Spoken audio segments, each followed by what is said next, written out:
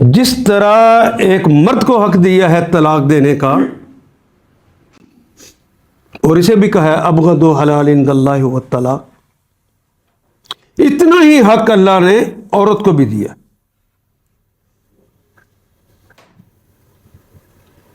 ہاں، اس کے لیے اصطلاح استعمال کی ہے طلاق کی، اور اس کا قانون بھی بتا دیا قرآن حکیم نے کہ ایک طلاق اگر دی ہے تو دوسری طلاق ایک ماہواری گزر جانے کے بعد جب عورت نہا لیتی ہے پھر طلاق دی جا سکتی، اس سے پہلے نہیں۔ اس سے پہلے دی جائے گی طلاق، وہ طلاق بدعہ کہلائے گی۔ بدعتیں کرنا جائز ہے؟ کل بدعت ضلالہ، وہ تو گمراہی ہے۔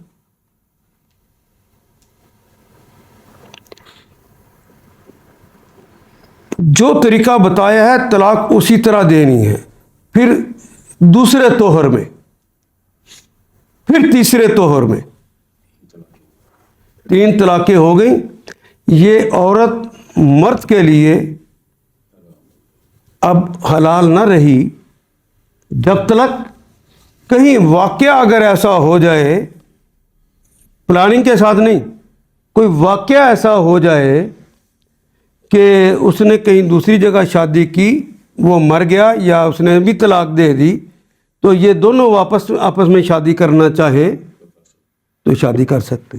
ہاں، خلا اگر ہو گیا ہے تو محمد رسول اللہ نے کہا کہ اگر وہ دوبارہ آپس میں شادی کرنا چاہیں تو کوئی انہیں روکے مت، یہ اولا ہے کہ وہ پہلے ہی کے ساتھ شادی کرے، یہ اولا ہے، یہ افضل ہے۔ یہ ایک طلاق دیا جی نہیں، خلا تو خلا ہو گیا، اس کے بعد دوسری جگہ شادی کرنے کے بعد جب فارغ ہو گئی میں نے کہا ہی نہیں ہے۔ خلا یہ ہے کہ خلا انہوں نے دے دیا، عورت اس سے الگ ہو گئی، اب وہ چاہے تو کسی دوسری جگہ نکاح کر لے، اس کی مرضی، وہ چاہے تو نہ نکاح کرے، اس کی مرضی، اور اگر دونوں میاں بیوی دوبارہ راضی ہو جائیں خلا کے بعد بھی تو پھر یہ پہلا شوہر اولا ہے دوسرے کی نسبت، کسی سے شادی کرے، اور اس پہ کوئی خاندان روکے نہ، یہ قرآن نے بھی کہہ دیا۔ اور 3 طلاقوں میں کیا؟ طلاق مرد دیتا ہے، خلا عورت لیتی ہے۔ ایک ہی گنی جائے گی وہ؟ میں نے تو پھر طلاق کا لفظ ہی نہیں استعمال کر رہا عورت کے لیے، نہ اللہ نے کیا ہے، آپ جان بوجھ کے داخل کر رہے ہیں۔ طلاق جو ہے وہ ایک اور اصطلاح ہے، اس کا استحقاق مرد کا ہے، اور مرد جو ہے وہ جلد بازی نہ کرے تو 3 دفعہ کر لے۔ اور عورت کا فیصلہ کرنا جذباتیت کی بنیاد پر ہوتا ہے، اس لیے وہ خود فیصلہ نہ کرے، اپنی شکایت وقت کے حکمران یا بربنائے عہدہ ڈی سی، یہ وہ عدالت مجسٹریٹ، ان سے کرے گی، وہ امیر المومنین سے شکایت ہو جائے گی، وہ بتا دے کہ اس کے ساتھ اسلام پہ رہنا میرے لیے مشکل ہو گیا ہے۔ میں مثال دیتا ہوں، ایک خاتون نے رسول اللہ کے زمانے میں آ کے سر اتنا کہا، بخدا روئے زمین پہ اللہ کے رسول، آپ کے بعد جو نیک ترین ہستی ہے وہ میرا شوہر ہے۔ لیکن وہ عورت بہت خوبصورت تھی، خزیمہ فیملی سے تھی، اس کی شکل مجھے پسند نہیں، مجھے ڈر ہے کسی دن میں گناہ نہ کر بیٹھوں۔ تو آپ نے فرمایا کہ کیا اس نے جو باغ دیا تھا تمہیں حق مہر میں واپس کر دو گی؟ ان کہ میں واپس کرتی۔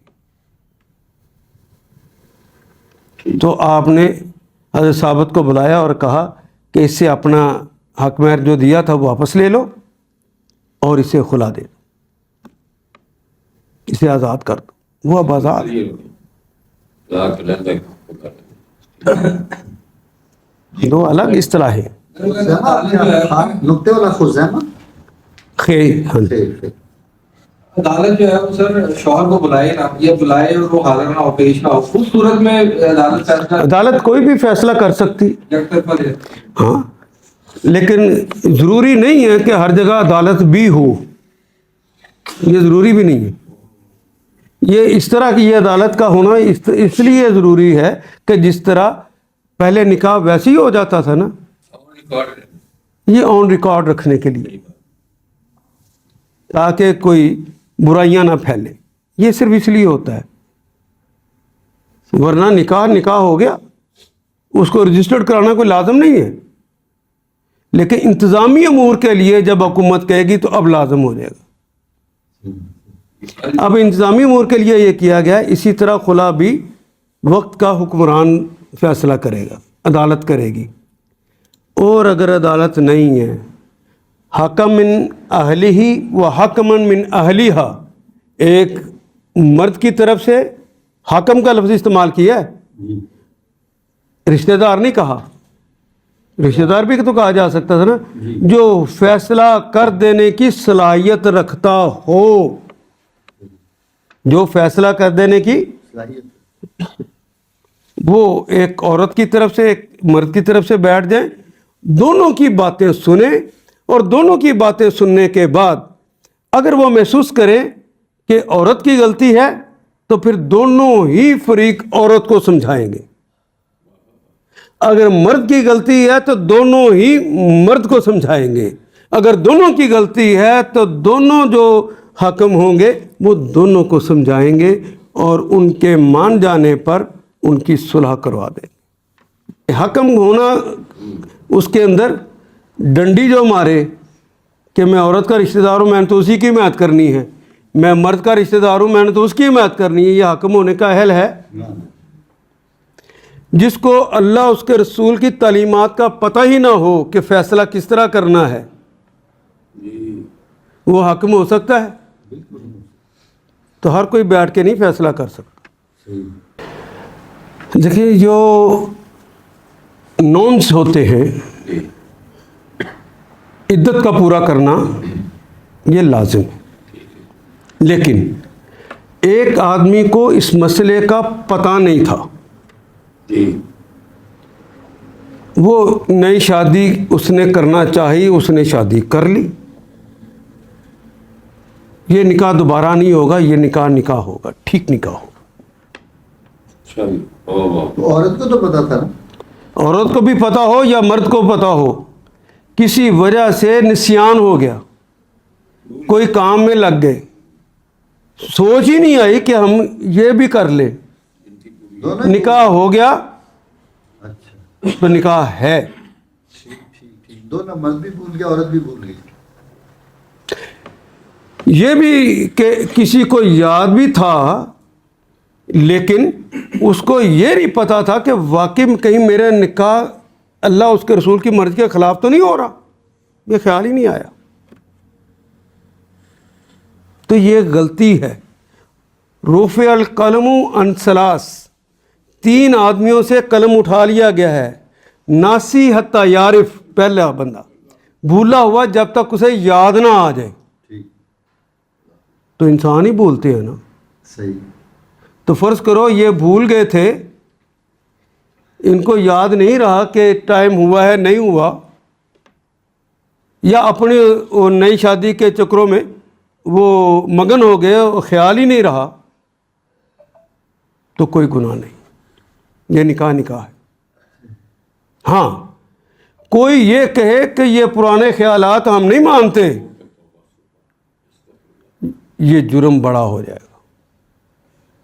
کون سے پرانے خیالات؟ اور یہ جو اس کے جو عدت ہے، عدت جو ہے وہ اس کو گزارنا ضروری ہے، لیکن خاتون نے تو بیان دیا کہ یہ جب اس نے طلاقیں دے دی تھی تو وہ اس سے 4 مہینے سے بھی زیادہ ہو گئی، 4 مہینے 10 دن سے بھی زیادہ ہو گئی۔ بات یہ ہے کہ اس کا فیصلہ کرنے کے لیے القائل اولیٰ بہ، جس کا معاملہ ہو اس کی گواہی ضروری ہے، دوسروں کی گواہی اس میں کوئی ضروری نہیں۔ اللہ اکبر، اللہ اکبر۔ یہ بھی دیکھ، میرا کیا مقصد تھا اس کو بیان کرنا میرا حق ہے, تمہارا کیا مقصد ہے یہ اس کا بیان کرنا آپ کا حق ہے.